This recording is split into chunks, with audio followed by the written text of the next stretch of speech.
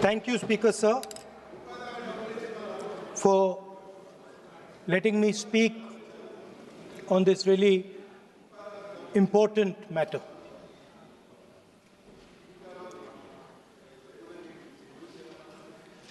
Speaker, sir, have you ever wondered why Mahatma Gandhi laid such emphasis on khadi?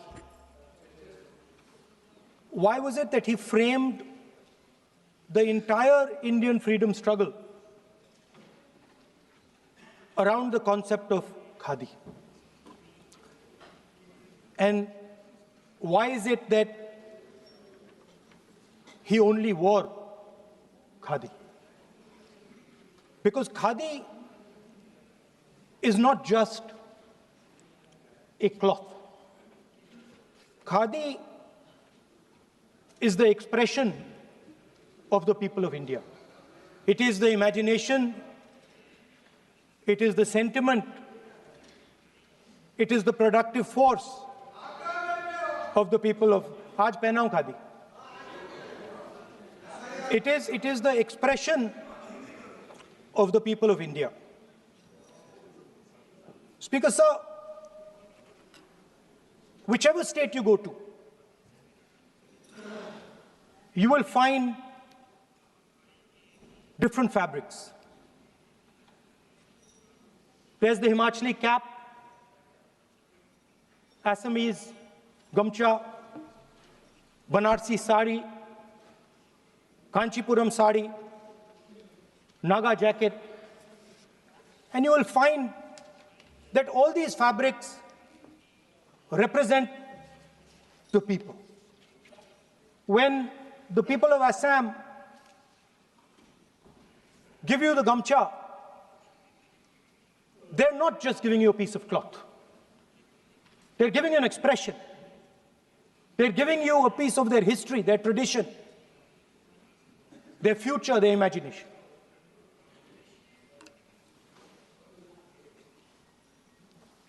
It's the same when the Nagas wear their jacket.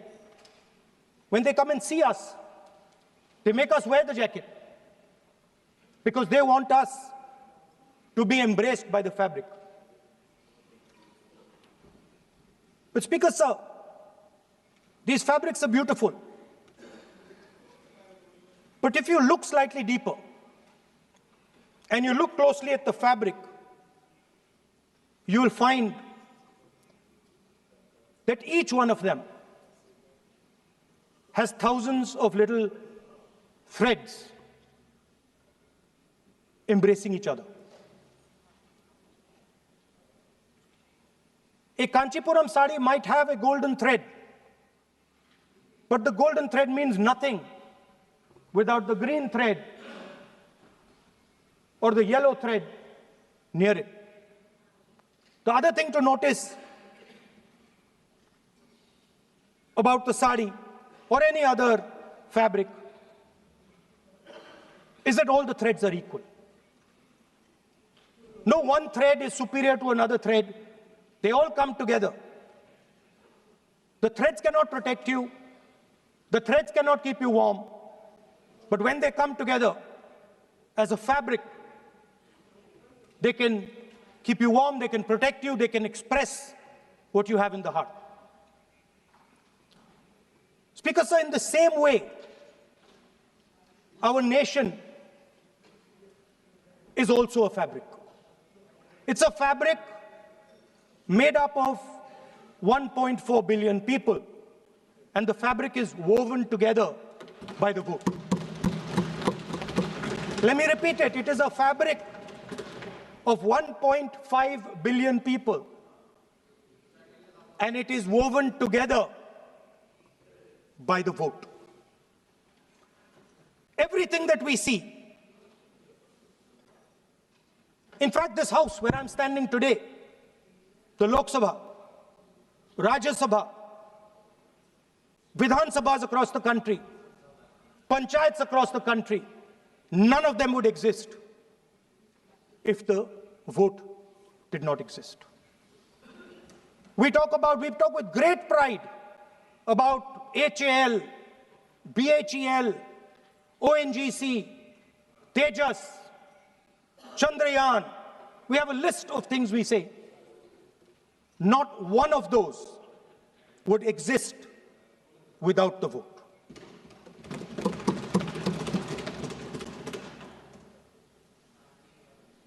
Speaker, sir, it is the idea that every thread, every person in the Union of India is equal that disturbs my friends in the RSS. They are happy to see the fabric, but they cannot stand the idea that every single person in the fabric of our country, regardless of what religion they come from, regardless of what community they come from, regardless of what language they speak, should be equal. Because they fundamentally do not believe in equality. They believe in a hierarchy, and they believe that they should be on top of that hierarchy. Speaker, sir, on the 30th of January, 1948, 3 bullets pierced the chest of Mahatma Gandhi. Nathuram Godse assassinated the father of our nation. Today, our friends do not embrace him. Today, our friends have pushed him away. He's an uncomfortable truth. But that's not where the project ended. You see, as I said, everything has emerged from the vote. All the institutions have emerged from the vote. So it's obvious that the RSS has to capture all the institutions that have emerged from the vote. So the project, after Gandhiji's assassination, the next step of the project was the wholesale capture of India's institutional framework.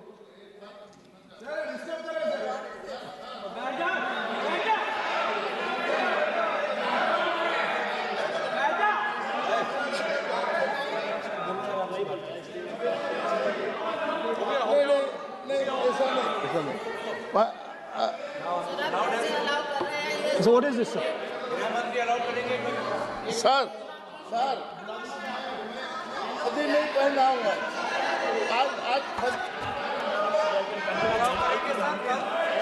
I'm doing, relax. मैं बुलाता हूँ please बैठिए So, please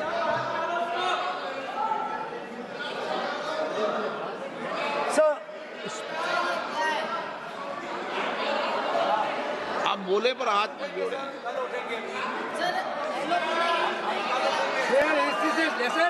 sir, these are uncomfortable truths, but they have to be spoken.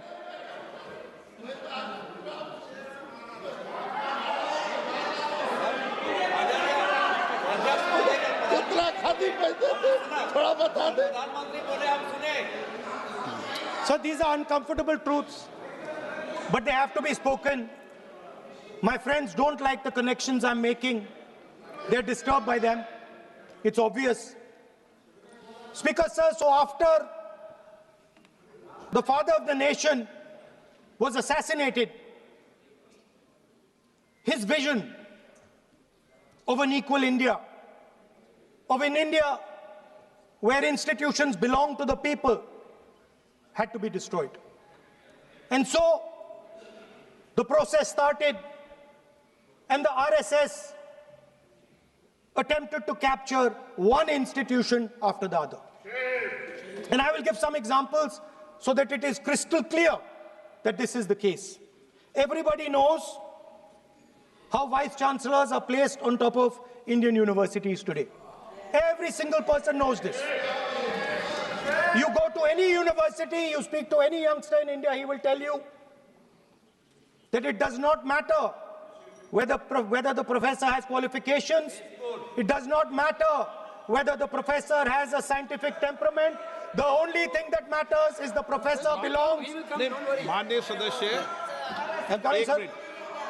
एक minute, माननीय सदस्य, चुनाव सुधारों पर चर्चा हो रही है। सर ये मैं उसी पे कर रहा हूँ।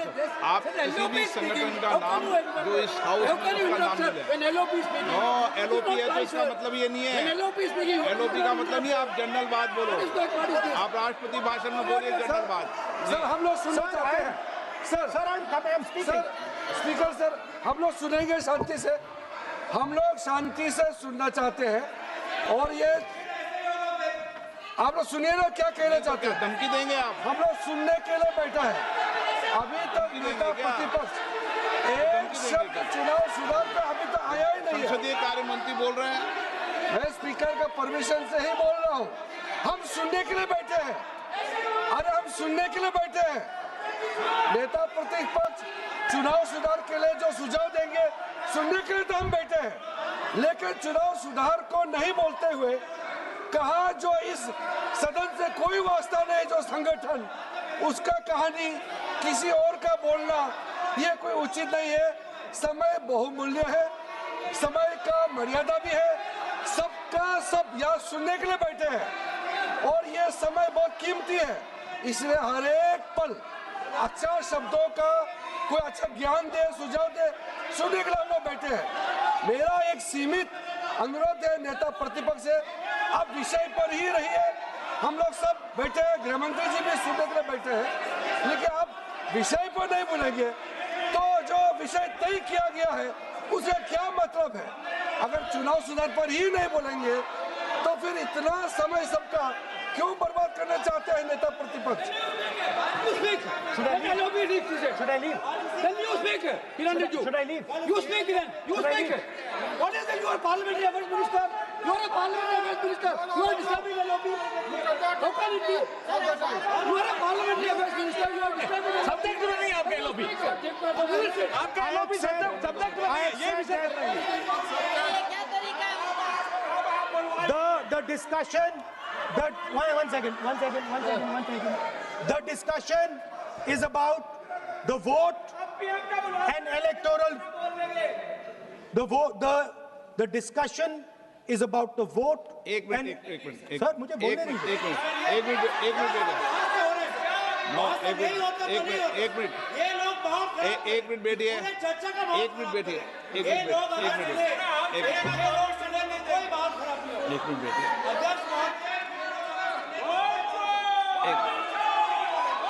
एक मिनट एक मिनट बैठिए। माननीय सदस्य, मैं बैठे बैठे अनऑफिशियली बोल रहे हैं, उस विषय बोल रहे हैं। सदन की गरिमा को बनाए रखें, आसन को चुनौती देने का प्रयास मत करिए, ये ठीक नहीं है। Speaker sir, I want to make it very clear. Please. Speaker sir, I want to make it very clear. The discussion is about votes. The discussion is about the stealing of votes. The discussion is about the SIR, and I am framing my discussion about votes. Yes. And what is happening here is patently unfair. I am not being allowed to speak. I am being disturbed, and I put my protest here. I have done absolutely nothing wrong. I am talking about the subject. In order to capture the vote, you have to capture institutions. I am saying that institutions of India are captured, and I will come to the point, which is Election Commission is captured. So the project of the RSS was to capture the institutional framework of the country, and I said how the education system has been captured. Vice Chancellor after Vice Chancellor after Vice Chancellor is placed not on merit, not on capability, not on scientific temper, but on the fact that he belongs to a particular organization. Second capture, which helps in destroying democracy, the capture of the intelligence agencies. We have the Home Minister sitting here, the capture of the CBI, of the ED, of the Income Tax Department. And the systematic placement of bureaucrats who favor their ideology and attack the opposition and anybody who chooses to oppose the RSS. That is the second institutional capture. And the third there are many more. I can go on. And the third institutional capture What is this?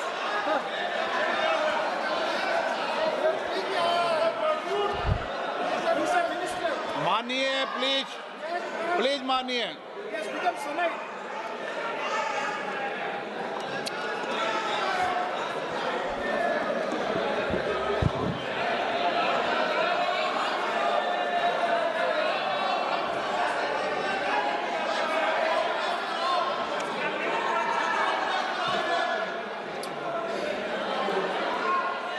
And the third election, the third capture of the institution that directly controls the election system of our country, the Election Commission.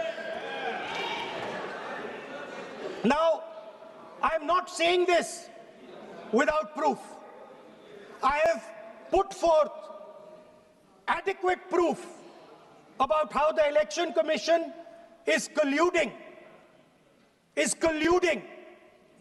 with those in power to shape the elections. But I want to ask three questions first, which will make it very clear that the BJP is directing and using the Election Commission to damage India's democracy. The first question, why is it that the CJI was removed from the selection panel of the Election Commissioner? What motivation could there be to remove the CJI? Do we not believe in the CJI? Of course we believe in the CJI. Why is he not in that room? I sit in that room. It is so-called a democratic decision. On one side, Prime Minister Narendra Modi and Mr. Amit Shah. On the other side, the leader of the opposition. I have no voice in that room. What they decide is what happens. So the first question, why is the Prime Minister and Amit Shah so keen on choosing exactly who the Election Commissioner is going to be? Second question, and even more devastating question, no Prime Minister has done this in the history of India. In December 2023, this government changed the law. They changed the law to make sure that no election commissioner could be punished for any action they take while they are election commissioner. Yes. Immunity. Why would the Prime Minister and Home Minister give this gift of immunity to the election commissioner? Why would they need to give this tremendous gift that no Prime Minister has given ever before to the election commissioner? Yes. Mr. Shah is looking into the ceiling. Maybe he will answer this question when he speaks. And finally, why was the law with regards to CCTVs and the data that they contain changed?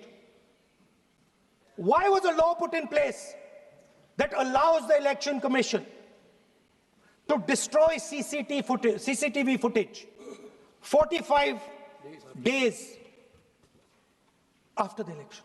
What is the need? The answer given is it is a question of data. It is not a question of data. It is a question of stealing the election. Yes. Now, what is the result of this institutional capture? What is the result of controlling the Chief Election Commissioner and the Election Commission? First of all, we have a set of election campaigns that are tailored for the Prime Minister. 3-month, 4-month, 5-month long campaigns are taking place. so that the Prime Minister's schedule can be fitted in to the program. Second, we have a Brazilian woman who appears 22 times on the voter list of Haryana. Please. No. 22 times this lady appears. एक minute please एक minute.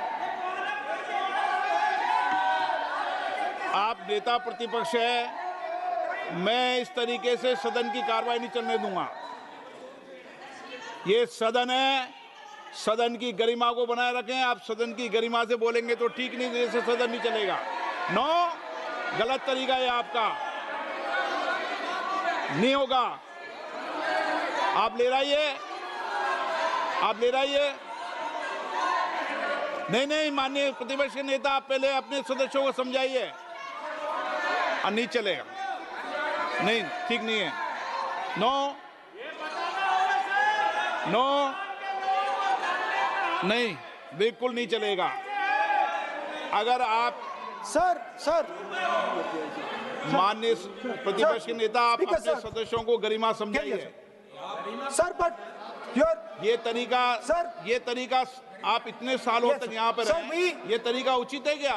Sir, विरोध का तरीका होता है, लेकिन ये उचित तरीका नहीं है। तरीका इधर भी हो। नो, उधर का तरीका क्या है सर? नो, सबका तरीका उधर से होगा, उधर से भी बोलेंगे, इधर से बोलेंगे, सब जगह से बोलेंगे।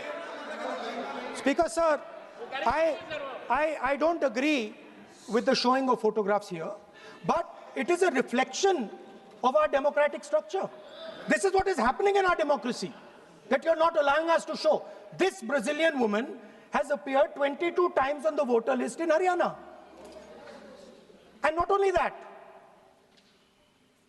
there is one woman whose name has appeared 200 times, more than 200 times in one booth in Haryana.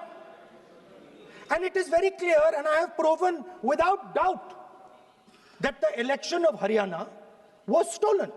And the theft was ensured by the Election Commission of India. I've said it again and again and again. Now, nowhere has the Election Commission answered my questions. The Election Commission has not told me why this lady's picture has appeared on the polling list. They have not told me why lakhs and lakhs of duplicate voters are existing. They have not told me why a BJP leader is coming from Uttar Pradesh to vote in Haryana. These are straightforward questions. And there is clear proof which I have put in front of the country. Right? But the Election Commission has no answer to these questions. And that is the result of the complete capture of the Election Commission by the people across the aisle. By the way, you're talking about SIR in Bihar. Let me say something about SIR in Bihar. Why is it that after the SIR in Bihar, 1.2 lakh duplicate photos are existing in Bihar, in the voting list? If you've cleaned up the voting list, why are there 1.2 lakh duplicates in Bihar? And we've not just proven this about Haryana. We have proven this in Karnataka, we have proven this in Maharashtra, and I'm absolutely certain this is how you're winning elections in Madhya Pradesh, in Uttar Pradesh, in Bihar, across the country. Now, so what I'm putting on the table is, it is very clear that you've captured the institution. I've shown the mechanism of that capture. I'm also showing you how the Election Commission is doing things that are completely out of line. I'm not getting any answers. Right? So now, let us come to how, when we are talking about electoral reform. Electoral reform is very simple. The point is, nobody wants to do it. The government doesn't want to do it. What does electoral reform require? What we've been saying. Number one, give machine-readable voter lists to all political parties 1 month before the election. That's the first step. The second step, is take back the law that allows the destruction of CCTV footage. Very simple, not difficult. While you're doing that, also tell us what is the architecture of the EVM. Give us access to the EVM. Let our experts go and see what is inside the EVM. Till today, we have not had access to the EVM. We are not shown the architecture of the EVM. We're not physically allowed to go and see an EVM. Give us the architecture. Give us access to the EVM. And finally, please change the law that allows the election commissioner to get away with whatever he wants to do. That's all the electoral reforms you need. And I want to assure the election commissioner that they might be under the impression that this law lets them get away with it. Let me remind them, don't worry, we are going to change the law, and we are going to change it retroactively, and we are going to come and find you.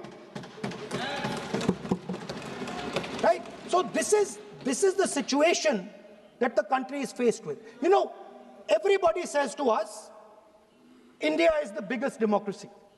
Actually, I was thinking today, we're not just the biggest democracy, we're the greatest democracy. And I'm not saying it just like that. I'm saying it, America calls itself the oldest democracy. But the democracy that weaves together the largest number of people, the largest diversity of people, the largest number of languages, the largest number of states is this. And so our most powerful asset, the thing that stitches together the entire concept of modern India, stitches together the fabric of modern India, brings people together, allows them to build this great nation, is being attacked by these people. They're destroying it. You know they're destroying it, I know they're destroying it, and they know they're destroying it. And I'd like to conclude by saying that the biggest anti-national act you can do is vote chori.